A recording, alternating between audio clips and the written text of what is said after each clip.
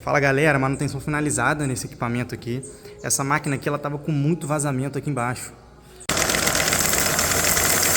Então a gente fez o seguinte, a gente trocou os retentores, trocou as gachetas, trocou os 3 pistões também, que tava bastante riscado, tava dando esse vazamento também.